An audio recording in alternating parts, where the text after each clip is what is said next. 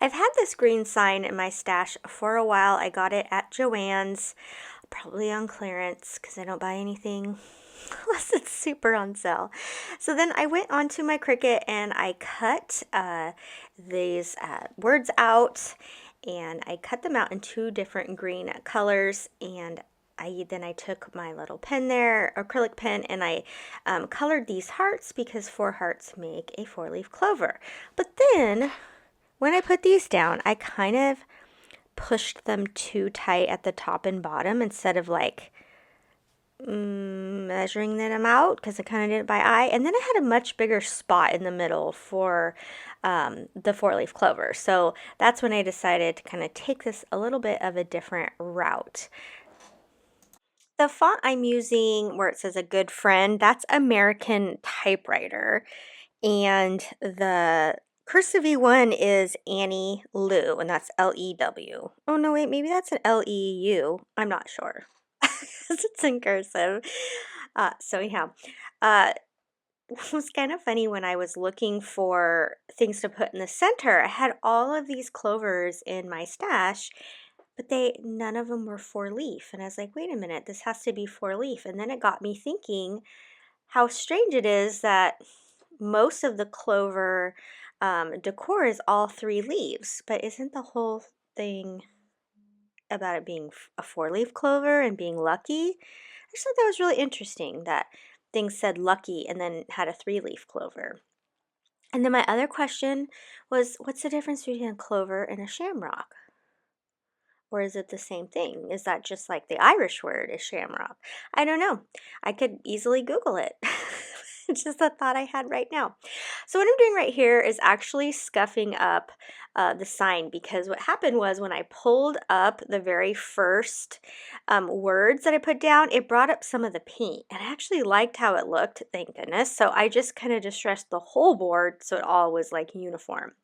So here you see I have these cute like glittery ones. I really liked this one. I was like, oh, that's perfect. I'm gonna put that one in here.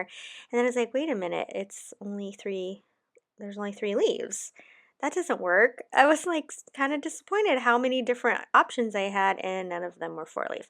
So I did find this window cling, and while the big one is three leaves, the small one is four. So I go ahead and I just take some of my Barely Art glue and I just glue it down, and then that completes this sign.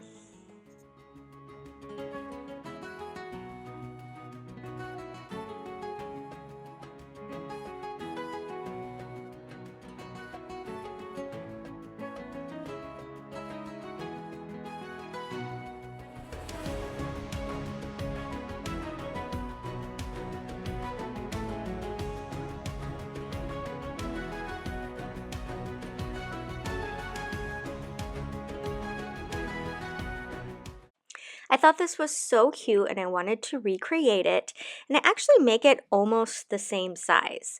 Okay, so I have these planks here, right, and I only had two of them and I needed four, and it comes in a pack of six, but I only had two. So I ran over to my Dollar Tree. It's a small one by my house, and they didn't have any, but they did have these. So this is a little bit more expensive because you only get one for $1.25, where that other pack you get six for $1.25. So you can make this in a smaller scale for way less. So what I'm going to do here is I'm going to mark the middle, and then I'm going to choose somewhere down the line here where I want my triangle to stop at, and mark that on both sides. And so this is going to be their hats. So I go ahead and I cut it with my X-Acto knife, and you can see here, it's a little bit of work. It can happen because I'm not very strong and I can make it happen. But after I did this one, because I did want to show you, you could do it this way, I just went out and took my saw to it, and I cheated. It's not really cheating, but I did use a power tool because it made it lots faster. And so I also cut them at various sizes so they're not all the same height as well. And then I was like, I don't think I like that they're all the exact triangle either. So I kind of cut those at different angles as well. So basically you're just cutting different triangle angles at the top. Okay, so now what I'm going to do is I have this little oval circle that I'm going to use as a template for the gnomes nose. So I did this on all of them. I just do a trace around it. Now I will say, make sure your tracing is very light because even when I painted over this, it still kind of showed through. And then I'm just going to kind of make this little loop here over the nose and around. It's going to look like his hat that's laying on top of his nose. And then the rest of it will be his beard. So I'll go ahead and paint all of this white. And I went ahead and covered over the nose as well, just because I think the pink peach color will pop a little bit more on the white than it would just like on the wood. So for the rest of this project, besides the white beards, I go ahead and use my paint pens. I love paint pens. They're less messy and I can control them better. So here I went every other hat with 2 different greens. And then I decorated the hats as you see. I did stripes, I did polka dots, and then I went into my stash and I had these letters, L-U-C-K, in my just chipboard letters that I pulled out. Then I took a popsicle stick and I made that little brim of the hat, so that one kind of looks more like a leprechaun. And now I'm going to kind of just embellish the beard a little bit. So I'm just looking back on that example, and they just had like some gray lines that kind of came down, and it just gave those beards a little bit of depth. On that second hat there, you can see, I can't tell if you can see it because my little screen's so tiny, but I made little tiny shamrocks on the hat, and I do that by just drawing hearts because that's all it is. It's each leaf is a heart.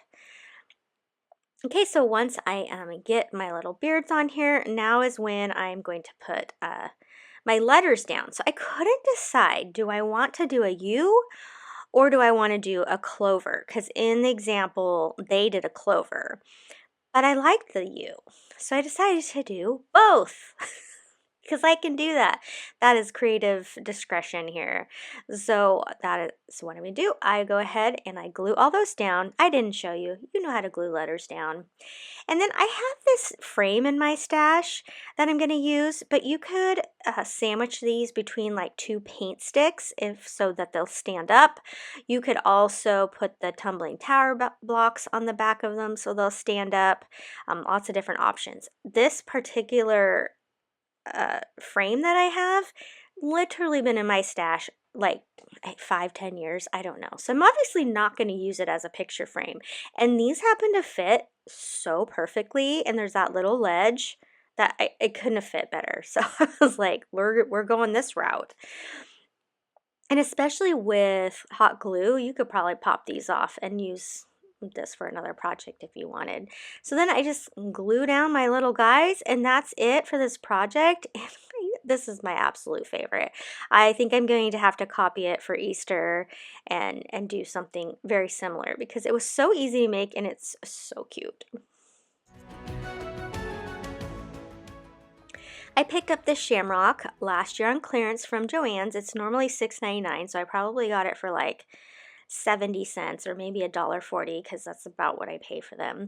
And I went ahead and I colored it, I painted it Kelly green and the base gold. And I took one of these cauldrons, pots, whatever, they have them at Halloween as well, and I just with scissors, regular old scissors, cut it in half. It was really easy to cut in half. And then I'm just going to glue the bottom down to the front of my shamrock there. And now I have a 3D pot. Look at how cute that is. Again, so I painted that base just with regular gold paint. Now, these little rainbows I bought 2 years ago at Target. So if you obviously probably don't have them, you just print out a rainbow onto your printer, print it onto a piece of cardstock, and there you go. So I noticed that my rainbow wasn't quite long enough to go down into the pot, so that's why I cut 2 of them. And then I thought right where the seam is, I could add one of those clouds and just kind of make it look a little bit more put together. That's all this project is. I think it turned out really cute. Pretty simple again, but it's very bright and colorful, and I absolutely love rainbows. In fact, this is the only project in this whole video I used a rainbow, which I'm very shocked at actually because I love rainbow and I'm surprised I didn't use more.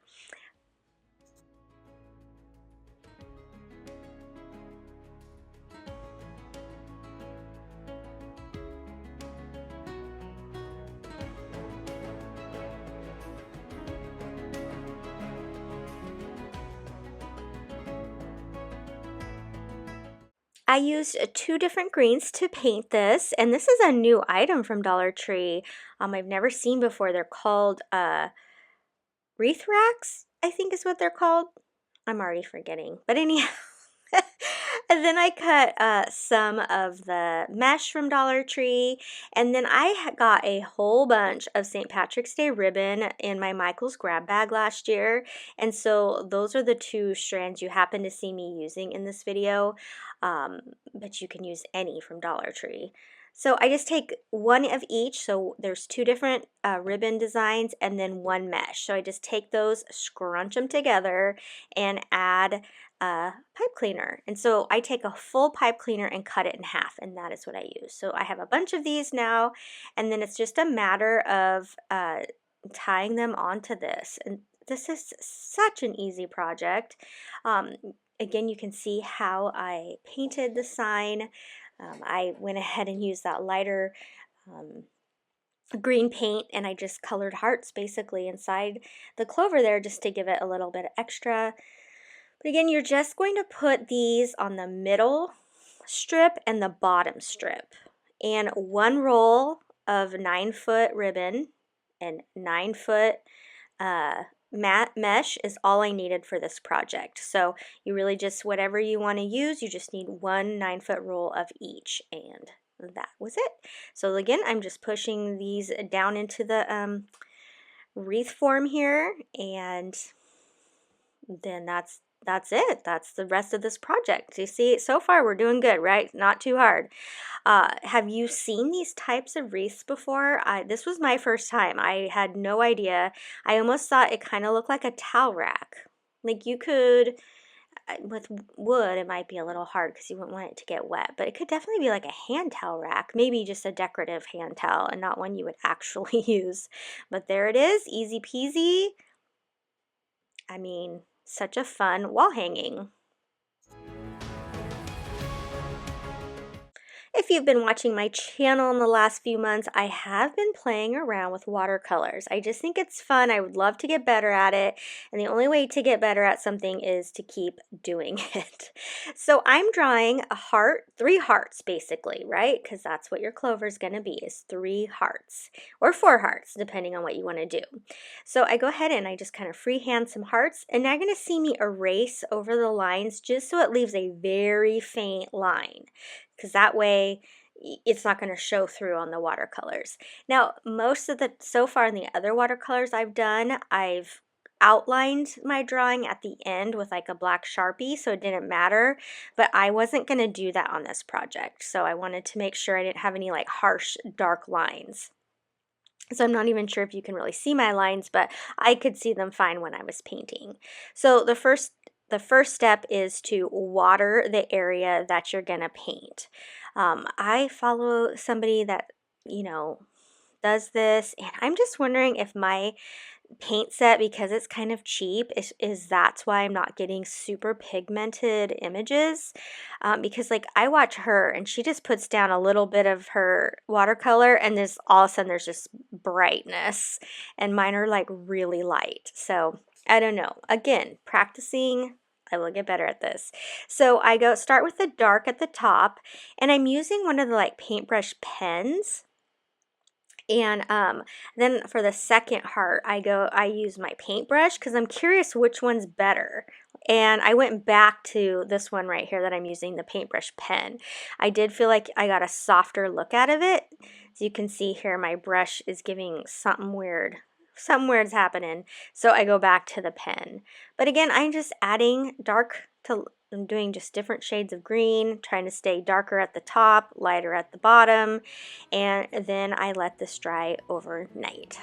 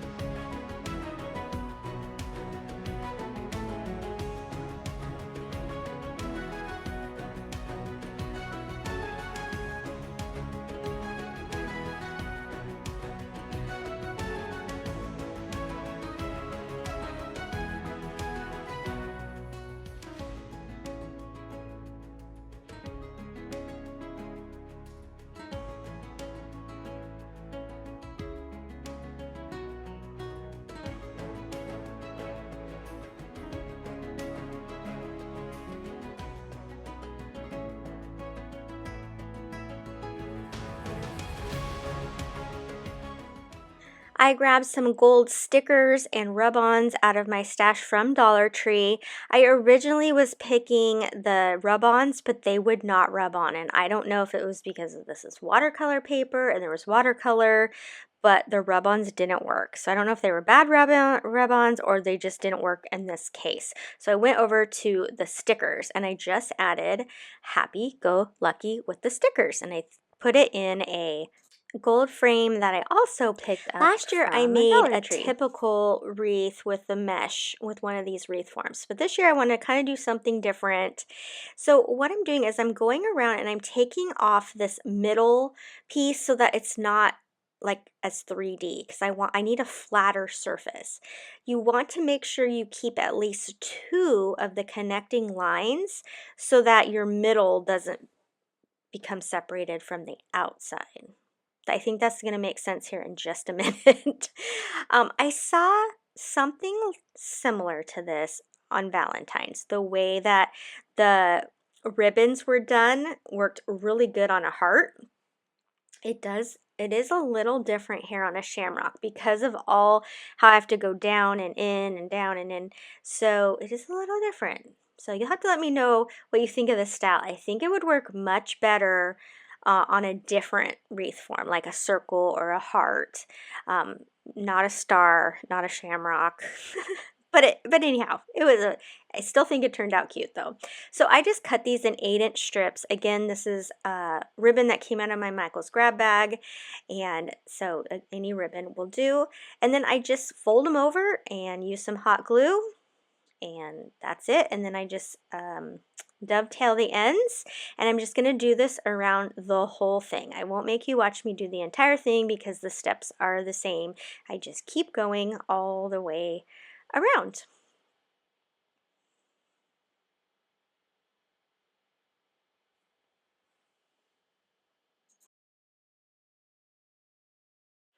And this is what it looks like when all the ribbons are on. So now I'm going to make a bow for this. I'm using my bow maker and some more ribbon from my Michael's grab bag, and I just loop it 3 times, just 3 times around those 2 little pegs, and then that makes me a bow. I love this little bow maker. Because it makes quick and easy bows.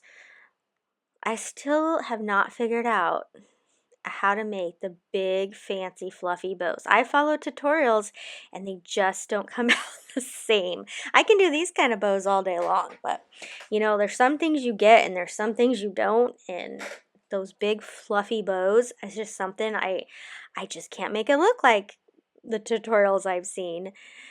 So I'm just putting a pipe cleaner down the middle here, and then I will fluff it out, and then I will add it to my shamrock wreath there. And then I just feel like it's missing something, so those shamrocks that I wanted to use earlier, but they were only 3 leaves, I go ahead and I glue down onto this wreath. So again, another easy project. You'll have to let me know down in the comments which one was your favorite. Mine was definitely the Luck Gnomes was my favorite.